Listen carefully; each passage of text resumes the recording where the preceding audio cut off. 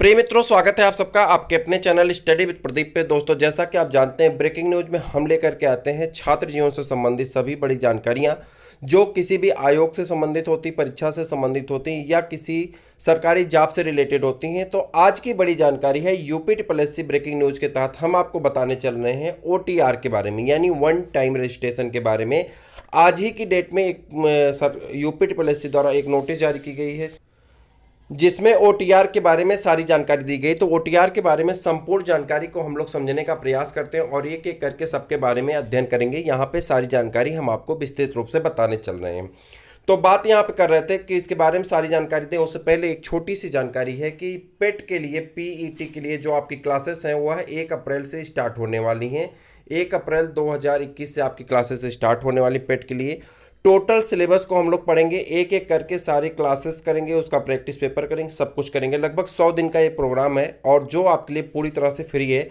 आप रजिस्ट्रेशन करने के लिए आप इस नंबर पे 8004109989 ये नंबर है, इस पे आप हमारे टेलीग्राम चैनल पे जा करके यूपी ट्रिपल एस सी पेट लिख करके आप रजिस्ट्रेशन कर सकते हैं, या फिर आप नीचे जा करके यूपी ट्रिपल एस सी लिख करके, यूपी ट्रिपल एस सी पेट लिख करके क्या करेंगे, आप पेट लिख करके आप रजिस्ट्रेशन कर देंगे, इस पे व्हाट्सअप कर देंगे इसी नंबर पे यूपी ट्रिपल एस सी पेट और अपना नाम और डिस्ट्रिक्ट नाम लिख करके, या यूपी ट्रिपल एस सी पेट लिख करके सिर्फ आप इस नंबर पे 8004109989 पे आप क्या करेंगे, आप हमको व्हाट्सअप कर देंगे, फिर हम आपसे संपर्क करेंगे। तो इस पे आपका रजिस्ट्रेशन हो जाएगा। फ्री में एक क्लासेस आपको मिलेंगी। 1 अप्रैल से आपकी क्लासेस स्टार्ट कर दी जाएंगी। पेट की क्लास है, आपके लिए पूरी तरह से निःशुल्क है, आप जब भी ज्वाइन कर सकते हैं। होली में बम्पर ऑफर है आपके लिए। बात कर रहे हैं आज की डेट में 26 मार्च को एक नोटिस जारी की गई है यूपी ट्रिपल एस सी के द्वारा ओटीआर के बारे में। तो ओटीआर क्या है, इसके बारे में हम लोग समझने का प्रयास करते हैं। इसका हिंदी में अर्थ होता है एक बारगी पंजीकरण, इंग्लिश में से कहते हैं वन टाइम रजिस्ट्रेशन, यानी पहली बार आपको रजिस्ट्रेशन करना है। यानी अगर आप अभी तक कोई फार्म नहीं डालें यूपी ट्रिपल एस सी में तो भी, या अगर आप फार्म डाले हैं तो भी, अगर आप फार्म डालें तब तो रजिस्ट्रेशन नंबर से डायरेक्ट आपके सारे डॉक्यूमेंट वेरिफिकेशन हो जाएंगे। इसके बाद मैं एक वीडियो में कैसे रजिस्ट्रेशन करना है उसकी संपूर्ण जानकारी लेकर के आएंगे कि उसमें रजिस्ट्रेशन कैसे करना है। एक टेक टाइप का वीडियो होगा जिसमें हम सारी जानकारी आपको प्रोवाइड कराएंगे और लाइव रजिस्ट्रेशन करके हम दिखाएंगे कैसे रजिस्ट्रेशन करना है। तो वो आपका एक मैटर है, उस पर मैं सारी चीज़ों पर चर्चा करेंगे। सबसे पहले यहाँ पे देख लेते हैं क्या क्या इसमें दिया गया है। अगर आप यहाँ पे समझ जाएंगे तो आप खुद से कर सकते हैं, कोई दिक्कत नहीं है। कह रहा उत्तर प्रदेश अधीनस्थ सेवा चयन आयोग द्वारा अभ्यर्थियों की सुविधा हेतु एक बारगी पंजीकरण यानी वन टाइम रजिस्ट्रेशन ओटीआर सुविधा प्रारंभ की जा रही है। इस सुविधा के प्रारंभ होने के उपरांत अभ्यर्थियों को आयोग द्वारा भविष्य में विज्ञापित व आयोजित होने वाली विभिन्न परीक्षाओं के लिए आवेदन करने हेतु अपनी मूलभूत सूचनाओं एवं विवरण को एक बारंबार भरे जाने और उसकी शैक्षिक योग्यता अर्हता संबंधी अभिलेखों को बार बार अपलोड किए जाने की आवश्यकता नहीं होगी। एक्चुअली में होता क्या है कि जितनी बार वैकेंसी आती है उतनी बार पूरा फॉर्मेट आपको पूरा भरना पड़ता है, पूरा करना पड़ता है। तो इससे दोनों चीज़ों का नुकसान होता है। एक तो आपकी टाइम जाया होती है, दूसरा आयोग में भी इस काम को छटनी करने के लिए बड़ी दिक्कत होती है। जितने भी वहाँ क्लर्क होते हैं, एक तो वैसे भी आयोग बहुत लेट लपेट चल रहा है यूपी ट्रिपल एस सी। अभी देखिए बहुत सारे पेपर होने वाले थे, सारे निरस्त कर दिए गए। ठीक है, लगभग 4-5 पेपर भविष्य में निरस्त किए जाने वाले हैं। मतलब वीडियो का फाइनल होते होते रुक गई वैकेंसी, देख रहे हैं खत्म हो गया, उसका रिजल्ट खत्म हो गया। तो कहीं ना कहीं यूपी ट्रिपल एस सी को ये लग रहा है कि इसमें कहीं ना कहीं धांधली हो रही है। तो यहाँ लोग कभी कभी अपना, किसी का फोटो सही नहीं है, किसी का सिग्नेचर सही नहीं है, किसी का डॉक्यूमेंट सही नहीं है। इन सभी चीज़ों को सही करने के लिए सरकार क्या कर रही है कि वन टाइम रजिस्ट्रेशन के लिए आपका आयोग नोटिस दे रहा है, जिसमें आप वन टाइम रजिस्ट्रेशन करके अपनी सारी चीज़ें सबमिट कर सकेंगे।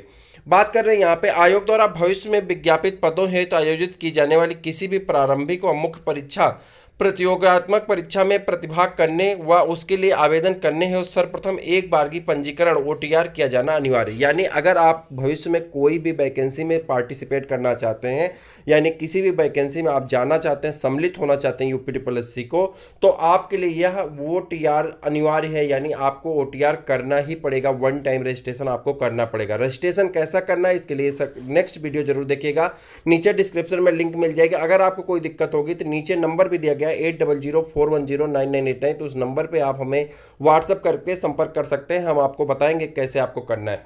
यहाँ पे सेकंड चीज़ है वो ओटीआर जो है आपका वन टाइम रजिस्ट्रेशन जो है आपका निःशुल्क है, पूर्णतः निःशुल्क है। आपको इसके लिए पैसा नहीं देना है, आप अपने मोबाइल से कर सकते हैं। कैसे करेंगे इसके लिए नेक्स्ट वीडियो में मैं आपको बताऊंगा, आप जरूर देखिएगा।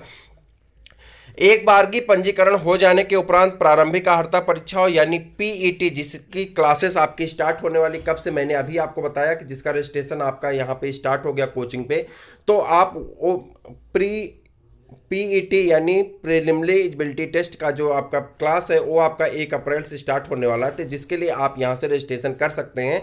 आप तुरंत हमारे नंबर पे व्हाट्सअप करेंगे और आप उस पर रजिस्टर्ड हो जाएंगे। कह रहा है कि सहित आयोग की किसी भी प्रारंभिक व मुख्य परीक्षा है तो आवेदन करने के लिए अभ्यर्थी को पुनः अपना विवरण भरने की आवश्यकता नहीं होगी। कह रहा है कि अगर एक बार आप भर दिए हैं तो आपको दोबारा उसकी आवश्यकता नहीं कि आप दोबारा से उसका रजिस्ट्रेशन करेंगे।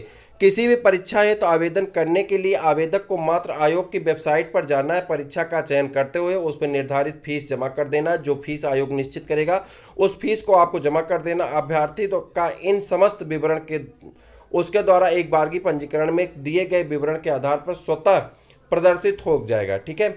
जिन अभ्यर्थियों द्वारा पूर्व में आयोग की किसी परीक्षा यानी 2015 के उपरांत अगर आपने कोई भी पेपर दिया है तो उस रजिस्ट्रेशन नंबर से आप दोबारा से अपने पूरे फॉर्मेट को खोल सकते हैं और देख सकते हैं उसमें जो भी आपको संशोधन करना होगा आराम से अपना संशोधन कर सकते हैं।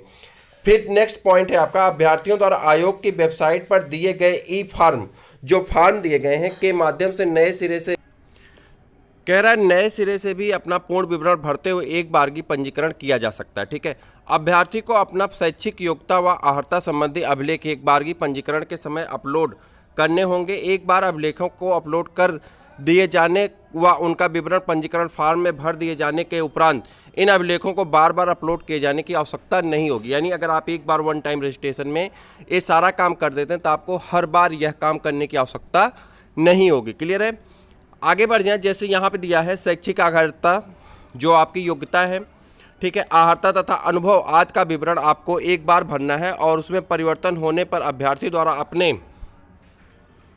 विवरण को अपडेट किया जा सकता है। जैसे मान लीजिए सपोज करते हैं कि प्रेजेंट टाइम में आपके पास CCC नहीं है, तो आप जब फॉर्म भरेंगे तो उस फॉर्म में पूछा जाएगा कि क्या आप CCC पास हैं, तो आप भर देंगे नहीं।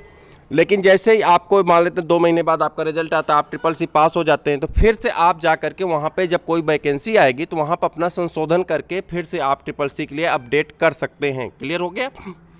अभ्यर्थी द्वारा एक बारगी पंजीकरण के समय विवरण भरते समय विशेष रूप से सावधानी बरता जाना व ई फॉर्म को अंतिम रूप से सबमिट किए जाने से पूर्व भरे गए विवरण को भली भांति जाँच कर लिया जाना और अत्यावश्यक है। अभ्यर्थी द्वारा अपलोड किए गए अभिलेखों को संरक्षित किए जाने हेतु अभ्यर्थियों को ई लॉकर आवंटित किया जाएगा।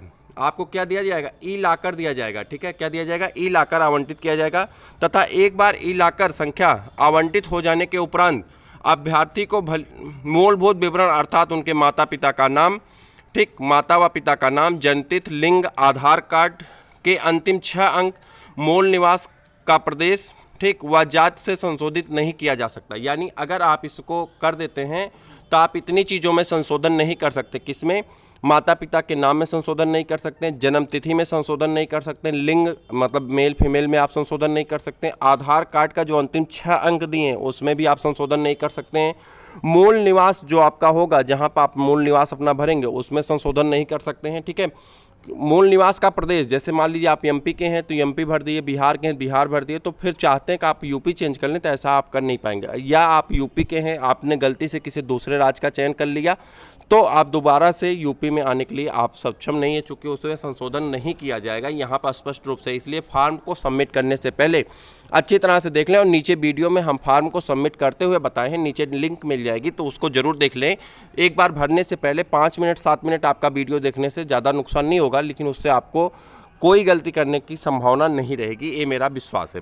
आगे कह रहे हैं कि अभ्यर्थी द्वारा अपलोड किए गए अभिलेखों का सत्यापन उन्हें जारी करने वाली संस्था द्वारा कराया जाएगा, जिसके माध्यम से ये पता चल जाएगा कि आपका जो सत्यापन है, जो आपने डॉक्यूमेंट लगाया है वह डॉक्यूमेंट सत्य है या असत्य है, जिससे आपकी चोरी पकड़ी जा सकती है। जैसे मान लीजिए कि आप हाई स्कूल पास हैं, हाई स्कूल का सर्टिफिकेट, रोल नंबर पासिंग तिथि डालते हैं तो उसको क्या होगा कि रोल नंबर मैच कराया जाएगा कि क्या इस सत्र में यह रोल नंबर है या इस सत्र में इस नाम का अभ्यर्थी पास हुआ है, तो उसका डॉक्यूमेंट आपका वेरिफिकेशन हो जाएगा, जिससे यह पता चल जाएगा हाँ यह स्टूडेंट इस समय में पास किया था और आपका डॉक्यूमेंट वेरीफाई हो जाएगा।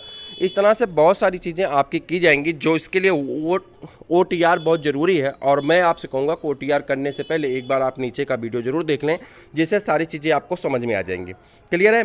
तो मुझे उम्मीद है कि यह वीडियो आपको पसंद आया होगा, और इससे संबंधित जो भी जानकारी आपको चाहिए, नीचे नंबर दिया गया 8004109989, उस पर आप व्हाट्सअप करके आप हमसे वह जानकारी जान सकते हैं, पता कर सकते हैं। अगर आपको कोई दिक्कत है तो वैसे किसी भी चीज़ पे डाउट नहीं है, मैंने एक एक पॉइंट करके सारी चीज़ों को बता दिया है। फिर मिलते हैं किसी और वीडियो में, तब तक के लिए इजाज़त दीजिए। नमस्कार।